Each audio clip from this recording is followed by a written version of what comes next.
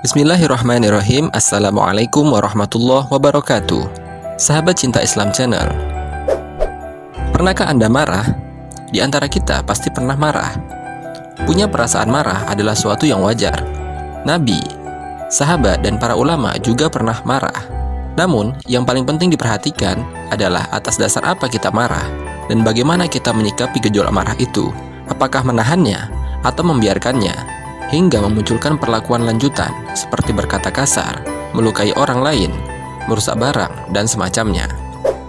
Ada beberapa penjelasan tentang sisi negatif marah. Di antaranya, seorang laki-laki pernah meminta nasihat. "Wahai Rasulullah, perintahkanlah aku dengan sebuah perbuatan yang sedikit, jangan banyak-banyak." Nabi Muhammad SAW menjawab, "Jangan marah." Laki-laki tersebut mengulangi permintaannya. Lalu Nabi Muhammad SAW tetap menjawabnya, "Jangan marah." Hadis riwayat Bukhari. Dalam riwayat lain disebutkan, Ibnu Mas'ud berkata, Nabi bertanya, "Siapa yang kalian anggap sebagai orang yang perkasa itu?" Kami menjawab, "Dia yang tidak bisa dikalahkan keperkasaannya oleh siapapun." Kemudian Nabi mengatakan, "Bukan demikian, akan tetapi yang perkasa adalah orang yang bisa menahan dirinya ketika marah." Hadis riwayat Muslim. Lalu, bagaimana tips kita agar bisa menahan marah? Berikut penjelasannya. Sebelum melanjutkan pembahasan ini, bagi kalian yang belum subscribe, silahkan tekan tombol subscribe di bawah ini untuk mendukung channel ini agar selalu semangat dalam mensiarkan syiar Islam.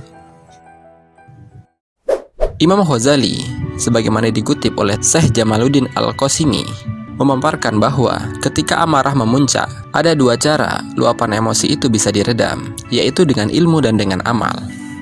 Pertama, dengan ilmu. Dari sisi ilmu, Imam Al-Ghazali menjelaskan ada beberapa hal yang perlu diperhatikan. Pertama, berpikir tentang ayat atau hadis Nabi tentang keutamaan menahan amarah, memaafkan, bersikap ramah, dan menahan diri, sehingga dirinya terdorong untuk menggapai pahalanya dan mencegah dirinya untuk membalas, serta dapat memadamkan amarahnya. Kedua, menakut-nakuti diri dengan sisa Allah Subhanahu wa Ta'ala bila ia tetap meluapkan amarahnya. Apakah ia aman dari murka Allah Subhanahu wa Ta'ala pada hari kiamat? Padahal ia sangat membutuhkan pengampunannya. Ketiga, menakut-nakuti dirinya tentang akibat dari permusuhan dan pembalasan. Takut-takutilah diri sendiri dengan dampak buruk amarah di dunia ini, bila ia belum bisa takut dari siksa di akhirat kelak. Keempat, berpikir bagaimana buruknya muka ketika marah. Bayangkan bagaimana raut muka orang lain saat marah. Berpikirlah tentang buruknya marah di dalam dirinya. Berpikirlah untuk menyerupai orang ramah yang dapat menahan amarah layaknya para nabi, wali, ulama, dan para orang-orang soleh lainnya. Kelima, berpikir tentang sebab yang mendorongnya untuk membalas dan mencegahnya dari menahan amarah. Ketika menahan amarah, maka seyogianya menahan amarah karena Allah. Yang demikian itu bisa membuatnya agung di sisi Allah. Kedua, dengan amal. Sedangkan dari sisi amal, cara menahan amarah adalah dengan berzikir, membaca ta'awuz, kemudian berusaha menenangkan diri. Carilah posisi yang lebih rileks. Bila dalam keadaan berdiri, maka bisa berganti posisi dengan duduk. Jika dalam keadaan duduk, maka berganti posisi dengan tidur miring. Dianjurkan pula berwudu dengan air dingin. Imam Al-Ghazali, sebagaimana dikutip oleh Syekh Jamaluddin Al-Qasimi, mengatakan, "Adapun mengatasi marah dengan amal, katakanlah dengan lisanmu, A'udzubillahi minasyaitonirrajim. Aku berlindung kepada Allah dari setan yang terkutuk. Bila engkau berdiri, maka duduklah. Bila engkau duduk, maka tidurlah miring. Disunahkan untuk berwudu dengan air yang dingin. Sesungguhnya, kemarahan adalah dari api, sedangkan api tidaklah bisa dipadamkan kecuali dengan air." Barangkali ekspresi kemarahan menurut sebagian kalangan adalah sebuah perbuatan yang menunjukkan ketegasan, keberanian, dan keperkasaan.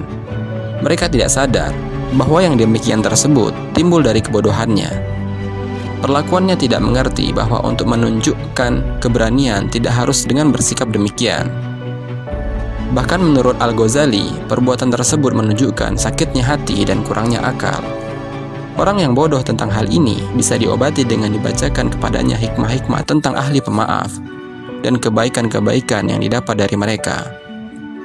Imam Al-Ghazali sebagaimana dikutip oleh Syekh Jamaluddin Al-Qasimi mengatakan, dan motivasi paling besar yang mendorong untuk marah menurut mayoritas orang bodoh adalah apa yang mereka sebut kemarahan sebagai keberanian dan kemuliaan diri, sehingga dianggap baik dan dicondongi oleh nafsu.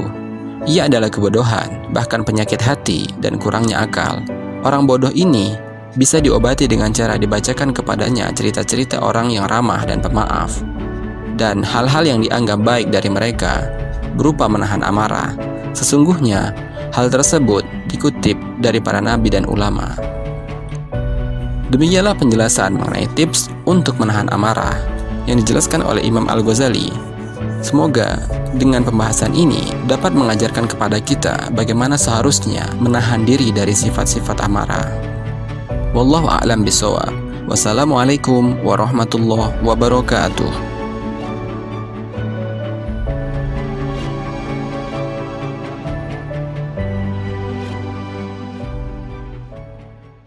شكرا يا ربي شكرا